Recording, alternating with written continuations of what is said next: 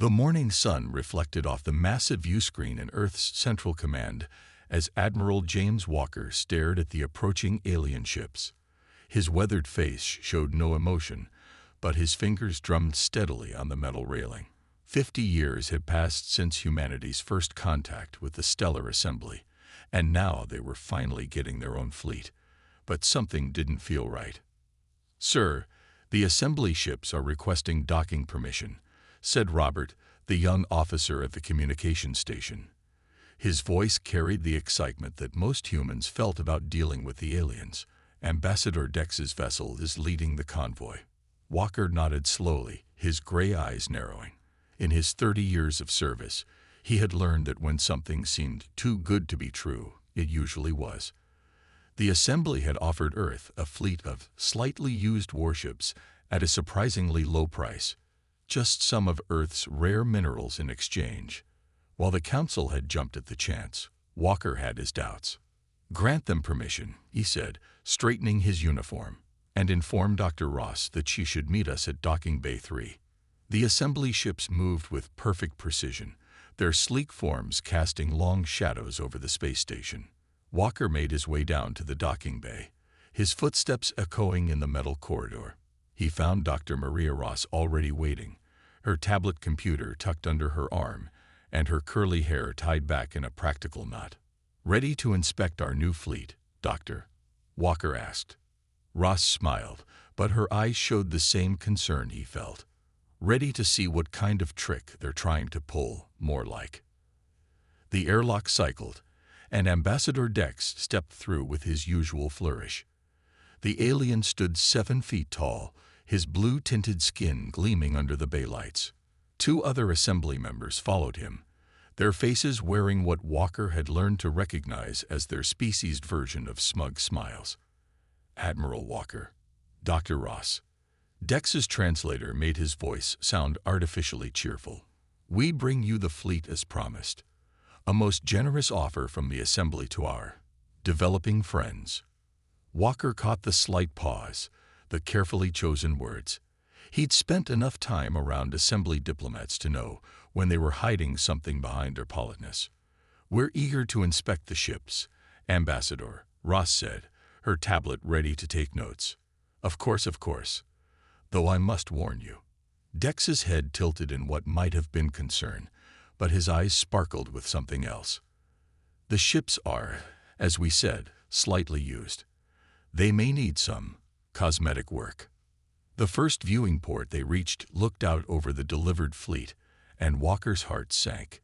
Slightly used was the understatement of the century. The ships looked like they'd been dragged out of a space junkyard. Their hulls were covered in what appeared to be rust and corrosion, with visible damage to their outer plating. Some looked like they could barely hold together in space. "These are warships?" Ross asked, her voice carefully neutral as she took pictures with her tablet. Dex spread his long fingers in what the assembly considered a gesture of generosity. "The finest vessels of their era. With some work, they should serve Earth's defensive needs quite adequately." His companions made soft clicking sounds, their species equivalent of laughter. Walker walked along the viewing port, studying each ship. Behind the damage and decay, he could make out the powerful lines of their design. These hadn't just been warships, they had been top-of-the-line battleships once. But why would the assembly sell them such valuable ships, even in this condition?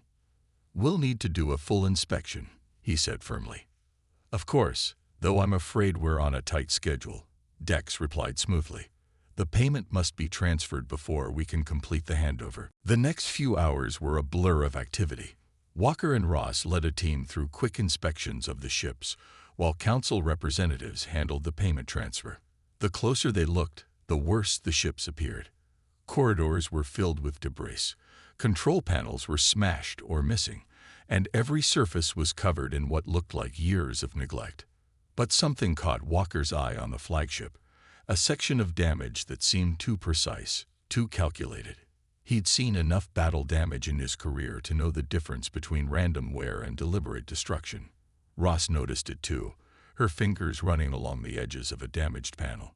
This wasn't an accident. She whispered to him when no assembly members were nearby.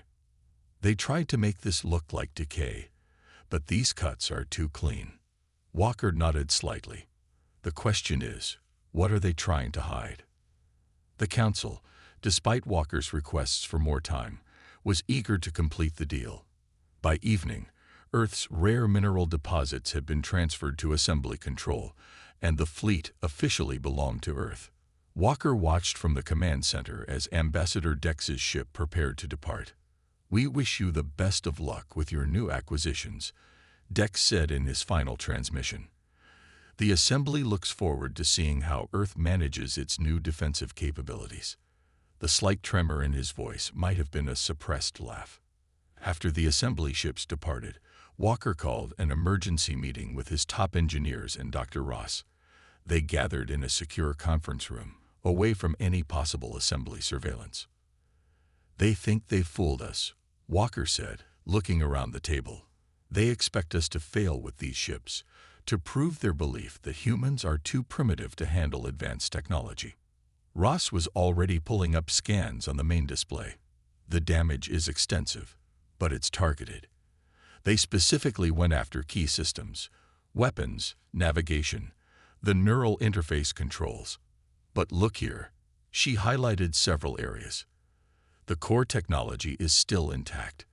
They damaged the access points, not the systems themselves." "Can we fix them?" asked Tom White, the head of engineering. His eyes were already studying the schematics with professional interest. Ross smiled for the first time that day. "Fix them. With what I'm seeing in these scans, we might be able to do much more than that. They didn't destroy these ships. They just tried to lock us out of them. And if there's one thing humans are good at, it's breaking locks," Walker finished. He looked at the scans again, seeing past the surface damage to the potential beneath. The assembly had meant to humiliate Earth, to prove their superiority. Instead, they might have just handed humans exactly what they needed. "Get me a list of everything we need," he told the room. "People, resources, equipment. Total secrecy. Let the assembly think we're struggling with their generous gift. But I want real progress. These ships were built to be the best in space, and that's exactly what they're going to be again." As the meeting broke up, Walker stood at the window, looking out at their battered fleet. The assembly thought they had sold Earth a graveyard of ships. They would learn that humans had centuries of experience bringing dead things back to life. And when these ships flew again, they would be more than restored. They would be transformed. In his mind, Walker could already see it. A fleet rising from its artificial decay, powered by human determination and ingenuity. The assembly had tried to shame them with these rusted warships. Instead, they had given humanity the tools to join the stars on their own terms. "They really should have studied their history," he muttered to himself. "Humans have always been at their most dangerous when others underestimate them." 2 weeks had passed since the assembly handed over the fleet, and Dr. Maria Ross hadn't left the flagship for more than a few hours at a time.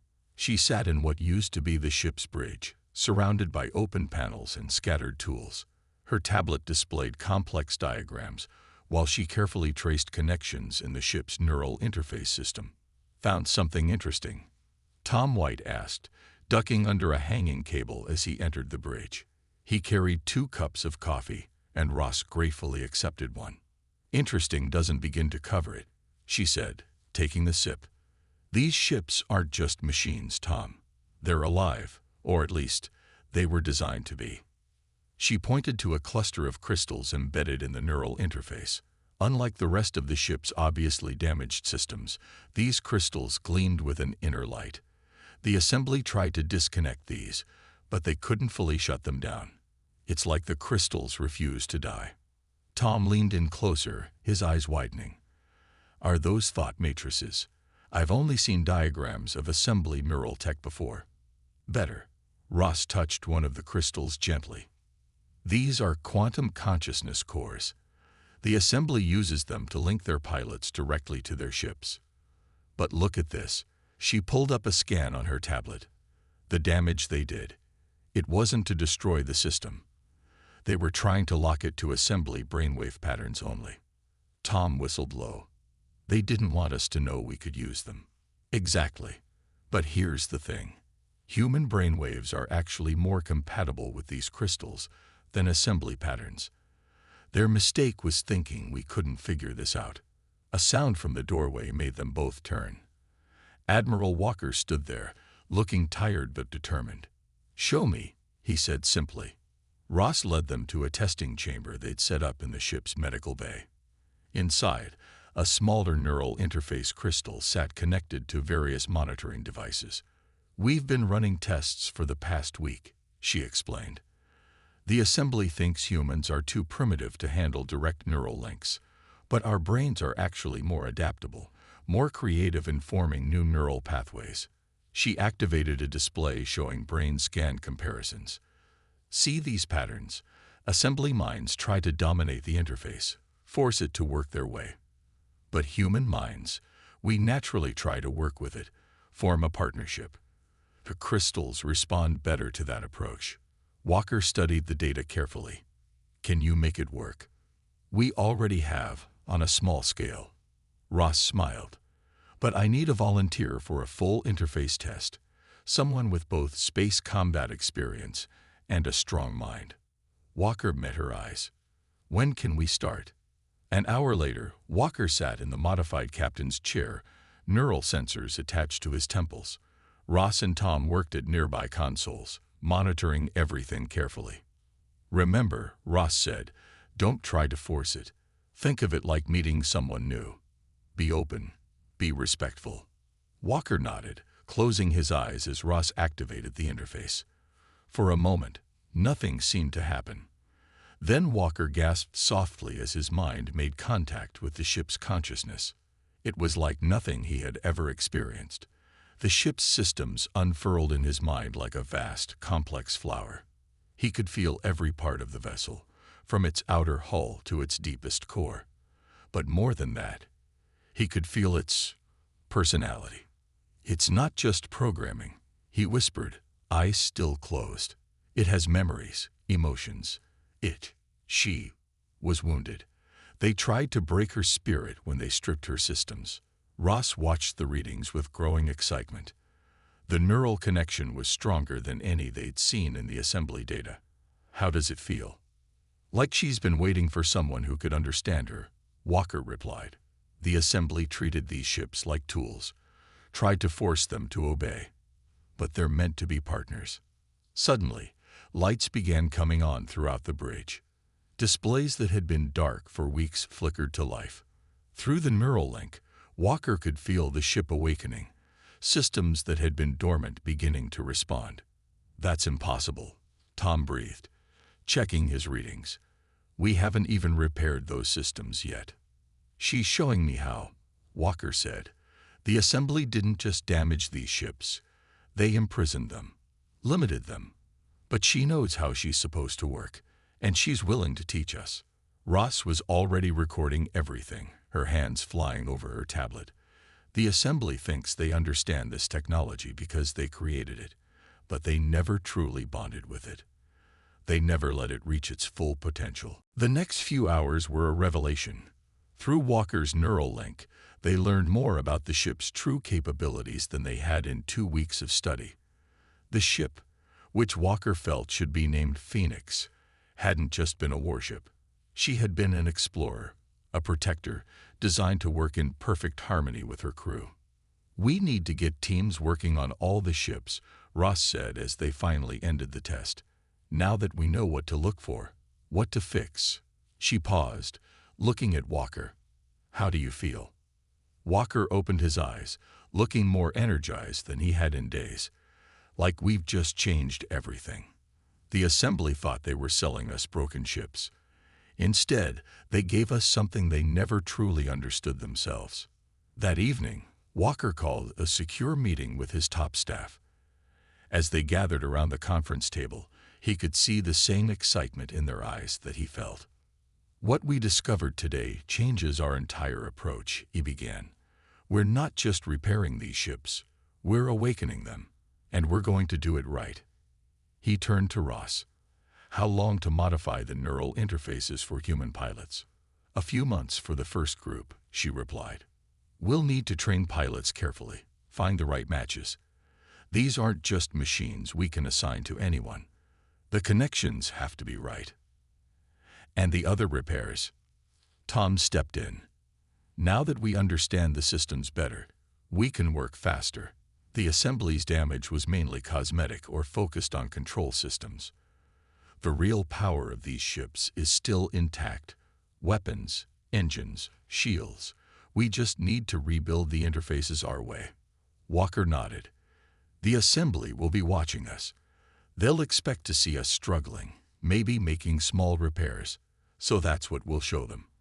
Let them think we're just cleaning up their gifts, trying to make them space-worthy again. He looked around the table, meeting each person's eyes. But what we're really doing is revolutionizing everything we thought we knew about space combat and human-machine interaction. These ships weren't just ahead of their time. They were waiting for the right partners, and now they found them. The meeting continued late into the night as they planned their next steps. Outside the windows of the conference room, the Phoenix floated in her dock, her battered hull still bearing the scars of deliberate neglect. But inside, her systems hummed with new life, ready to show humanity what she could really do. The assembly had tried to humiliate Earth by selling them rusted warships. Instead, they had given humans exactly what they needed to change the balance of power in space forever. And when the time came to reveal the truth, the assembly would learn that their greatest mistake wasn't trying to fool humanity. It was failing to understand that humans and their ships would become something entirely new together. The old shipyard outside Armstrong City on the moon had never been busier. 5 years had passed since the assembly's gift of their rusted fleet, and the massive facility buzzed with constant activity. On the surface, it looked like humans were struggling to make basic repairs on the damaged vessels. But deep inside the sealed hangars, something very different was happening. Sam Miller wiped sweat from his forehead as he finished welding a new panel into place on the Phoenix's hull. The outer work was meant to be seen, making the ships look merely patched up rather than fully restored. The real work happened inside, hidden from prying eyes. Looking appropriately shabby, Dr. Ross said as she walked past, checking his work. The assembly spy satellite will pass over in about 2 hours. Make sure the repair crew keeps up the show of struggling with that hull breach. Sam nodded, hiding a smile. The breach was completely fake, designed to make the ship look more damaged than it was. Inside, the Phoenix was a marvel of restored and enhanced technology. Her neural systems now worked better with humans than they ever had with assembly pilots. Deep within the ship, Admiral Walker sat in his neural interface chair, running combat simulations with his crew. The neural link hummed with energy as the Phoenix's consciousness merged with his own. After 5 years of practice, the connection felt as natural as breathing. Hostile ships approaching from Sector 7 called out Lisa from the weapons station. Like everyone on the bridge crew, she wore the new neural interface headband that let her connect directly with her station's systems. Walker didn't need to give verbal orders anymore.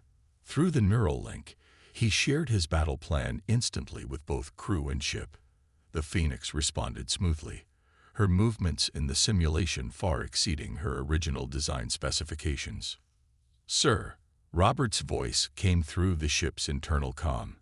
"Ambassador Dex's quarterly inspection team has just landed. They're requesting their usual tour of the restoration efforts." Walker smiled slightly. Time for another show. End simulation and prepare for inspection. Remember, we're all tired, frustrated engineers trying our best with outdated technology. The inspection tours had become a regular event, with assembly representatives barely hiding their amusement at humanity's primitive attempts to restore their ships. Little did they know that these tours were carefully staged performances. Dr. Ross met the inspection team at the airlock, her clothes deliberately stained with grease and her hair messy. "Ambassador Dex, welcome back to our humble facility," she said, trying to sound tired and slightly discouraged. Dex's tall form ducked through the airlock, his blue skin gleaming under the hangar lights. Two technical experts followed him, carrying scanning equipment that humans had long ago learned to fool. "Dr. Ross, always a pleasure," Dex said smoothly. "I trust you're making some progress with our generous gifts." "We're doing our best," Ross sighed, leading them toward a work area they had specially prepared. "We've managed to get basic life support working on 3 ships, and we're hoping to have primitive maneuvering capabilities in the Phoenix within another year." The assembly technicians made notes, their scanners passing over carefully doctored systems. Everything they saw suggested exactly what they expected: a primitive species struggling with technology far beyond their understanding. "Most impressive," Dex said in a tone that suggested exactly the opposite. "You've managed to accomplish more than many thought possible, given your technological limitations." They toured several workshops where engineers purposely struggled with simple repairs, cursing at machinery that had actually been fully restored months ago. In one bay, they had even set up a failed engine test, complete with scorch marks and scattered tools. "As you can see," Ross explained, gesturing to the staged scene, "we're still having trouble understanding the basic principles of your engine designs. We've had several setbacks." What the assembly team didn't see were the real workshops, hidden behind false walls, and security systems more advanced than anything they believed humans capable of creating. They didn't see the fully restored ships, their systems not just repaired but enhanced by human innovation. Perhaps, one of the technicians suggested with fake kindness, "we could offer some basic technical assistance. For a suitable price, of course." "That's very generous," Ross replied, forcing herself to sound grateful while hiding her amusement. "But we should probably master the basics first. We wouldn't want to waste your valuable time." After the inspection team left, Walker met Ross in her real office, hidden deep within the shipyard's secure section. "How did our guests enjoy the show?" he asked. "They bought it completely," Ross laughed. "Their scanners didn't detect anything we didn't want them to see. Dex actually suggested they might sell us some basic engine repair manuals at only 10 times their normal price."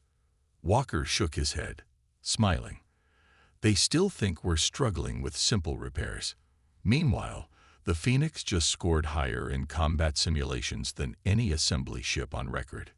"It's not just the Phoenix," Ross said, pulling up detailed statistics on her screen.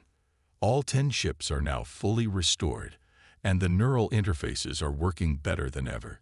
The ships have actually started communicating with each other, forming a kind of group consciousness when they work together. The assembly never even knew that was possible," Walker noted. "They built these ships to be servants, never realizing they could be partners instead." Ross nodded. "The ships are learning and growing with us.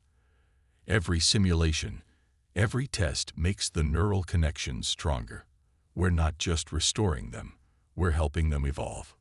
Outside the office window, work crews continued their act of struggling with repairs, maintaining the illusion for any watching eyes.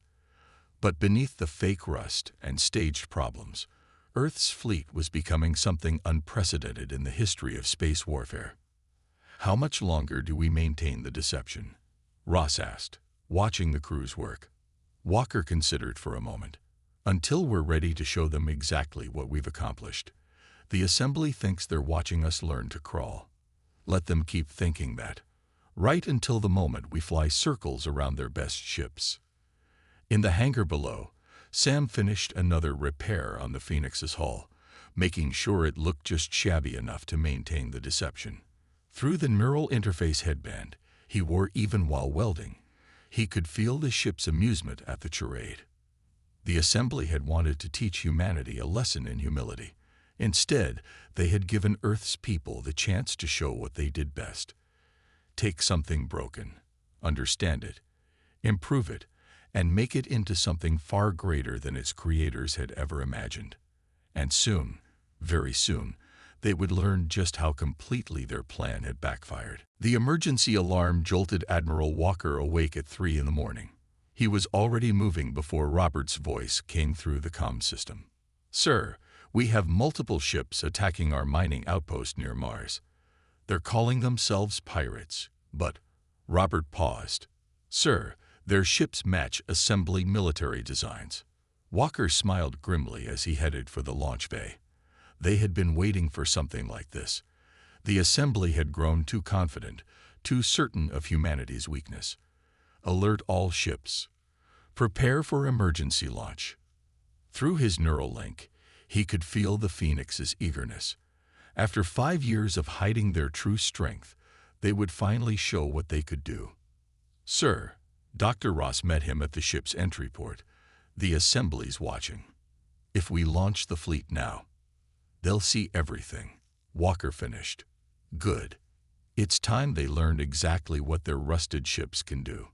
The Phoenix's bridge came alive as the crew took their stations. Through their neural interfaces, Walker could feel their excitement mixing with the ship's own anticipation.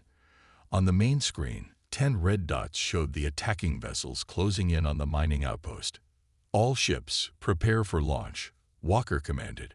Around the Phoenix, the other 9 ships of Earth's restored fleet powered up their engines. To any watching assembly sensors, it must have looked like a suicide mission. 10 barely repaired vessels going up against modern warships. The fleet lifted off as one, their movements perfectly synchronized through their linked neural networks. Walker felt the Phoenix's joy at finally being able to fly at full power. The ships accelerated far faster than anything the assembly would have believed possible, crossing the distance to Mars in record time. Enemy ships in visual range. Lisa reported from weapons. They're sending a warning message. The main screen showed their attackers, sleek, modern assembly warships painted with fake pirate markings. Their commander's voice came through, dripping with fake menace. Attention Earth vessels. This area is now under our control. Your outdated ships are no match for us. Surrender your mining outpost or be destroyed. Walker opened a channel to all ships, both friendly and enemy. This is Admiral Walker of the Earth Defense Fleet. We reject your demands. Through the neural link, he added silently to his crews. Show them what these outdated ships can really do. The Phoenix moved first, her engines flaring with power that no assembly ship could match. The enemy commander barely had time to look surprised before Walker's ship executed a maneuver that should have been impossible, flipping end over end while maintaining forward momentum, bringing all weapons to bear in a perfect attack position. By the stars, one of the enemy crews gasped over the open channel. How did they? The rest of Earth's fleet moved in perfect formation, their neural-linked crews working in harmony with their ships. Years of secret training and enhancement paid off as they demonstrated capabilities the assembly had never dreamed possible. Lisa's hands flew over her weapons console, but most of her commands flowed directly through her neural link. Multiple targeting solutions ready. Sir. Disable only, Walker ordered. Let's show them exactly how precise these outdated weapons can be. The Phoenix's main guns fired, their energy beams striking the lead enemy ship with surgical accuracy. Instead of destroying the vessel, they took out its engines and weapons with impossible precision, leaving the rest of the ship untouched. Around them, the rest of Earth's fleet engaged the other attackers. The ships moved like dancers, their coordination perfect through their shared neural network. Assembly vessels that tried to escape found themselves outmaneuvered by ships they had dismissed as junk. Sir, Robert called out, we're being hailed by Assembly Command. Ambassador Dex is demanding to know what's happening. Walker allowed himself a small smile. Put him through on screen. It's time we had an honest conversation. Dex's blue face appeared on the main display, his usual smug expression replaced by shock. Admiral Walker. What? How are you doing this? Those ships were decommissioned, damaged beyond repair. Were they? Walker asked calmly as another enemy ship was precisely disabled behind him. Or did you just assume we couldn't repair them? Couldn't understand them? Couldn't make them better than they were before? Through the neural link, Walker could feel the Phoenix's satisfaction. On the screen, Dex's face shifted from shock to anger. This is impossible. Those neural systems were locked to assembly patterns only. The assembly never understood these ships, Walker replied. You treated them like machines, tried to force them to obey. We treated them like partners, and they showed us their true potential. As if to emphasize his point, the Phoenix executed another impossible maneuver, effortlessly dodging a desperate attack from one of the few remaining enemy ships. The assembly vessel's weapons, which should have been far superior, couldn't even touch them. The neural interfaces, Dex said slowly, realization dawning. You didn't just repair them. You improved them. Humans are good at that, Walker answered. Taking things others throw away, understanding them, making them better. Your gift of rusted warships wasn't the insult you intended. It was the greatest opportunity we could have asked for. On the tactical display, the last enemy ship surrendered. The entire battle had taken less than 15 minutes, and not a single life had been lost. Earth's primitive fleet had completely outclassed the assembly's modern warships. Sir, Robert reported, we're receiving signals from assembly command ships in 3 sectors. They're all demanding explanations. Walker looked at Dex's increasingly uncomfortable face on the screen. I suggest the assembly leadership and I have a long discussion about revising our diplomatic relationship.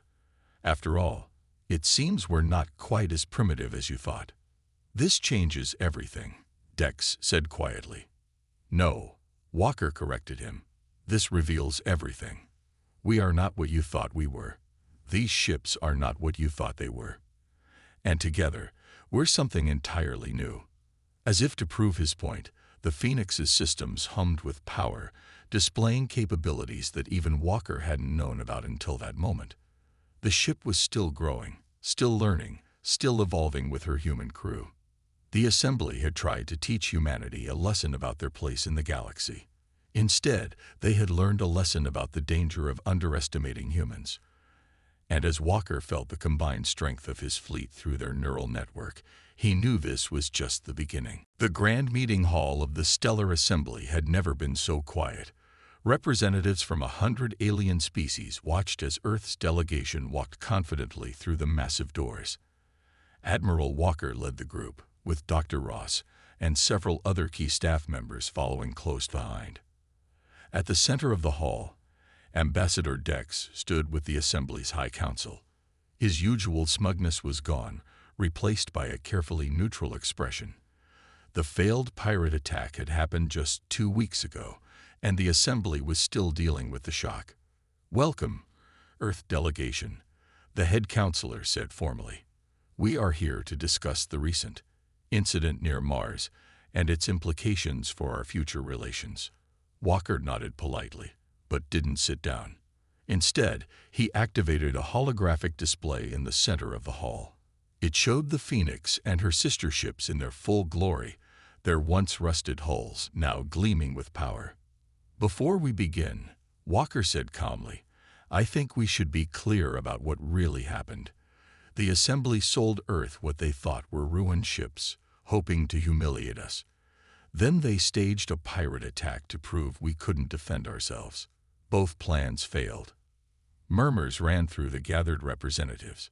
Some looked uncomfortable, others angry, and a few seemed oddly pleased. That's a serious accusation, another council member said sharply. Do you have proof? Dr. Ross stepped forward, holding up her tablet. We have the complete neural recordings from the attacking ships. Their crews' memories show clear assembly military training. Would you like us to play them for everyone here? The council members exchanged worried looks. They hadn't known the restored ships could extract memories from enemy crews through their neural systems. That won't be necessary, the head counselor said quickly. Perhaps we should discuss new trade agreements instead. No, Walker's voice was firm. First, we're going to talk about respect, about understanding, about the mistake of judging others by your own limitations. He gestured, and the hologram changed to show the ship's neural interface systems. You built these ships, but you never understood them. You treated them like tools when they could have been partners. You tried to lock them into following your commands when they were capable of so much more. Through his neural link, Walker could feel the Phoenix's presence. She was in orbit above the assembly homeworld, along with the rest of Earth's fleet. The ships were transmitting the meeting to everyone on Earth, showing humanity's moment of triumph. "Impossible," one of the assembly's top scientists burst out.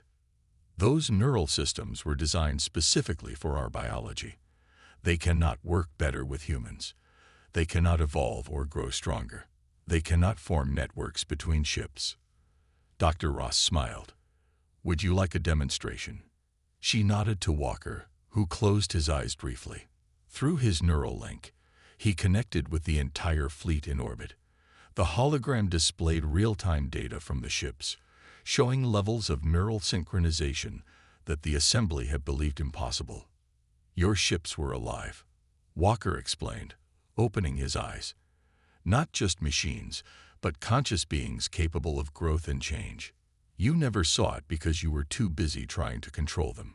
We saw it because we were willing to listen, to learn, to work together." The assembly representatives watched in stunned silence as the hologram showed the ships performing maneuvers that should have torn them apart. Their neural networks allowed them to move in perfect harmony, each vessel anticipating the other's actions before they happened. "The ships you sold us weren't just warships," Ross added.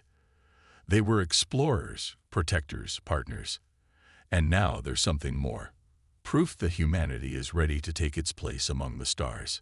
The head counselor stood slowly. "What are your demands, Admiral Walker?" "Demands?" Walker shook his head. "We're not here to demand anything.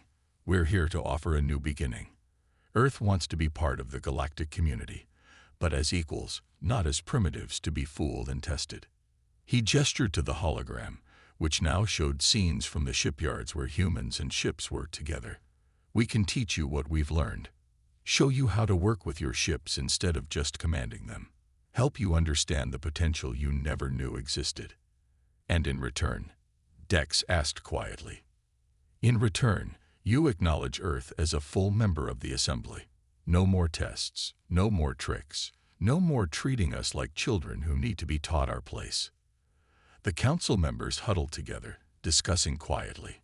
Around the hall, other representatives were already sending messages back to their homeworlds. The balance of power had shifted, and everyone knew it. Finally, the head counselor stepped forward.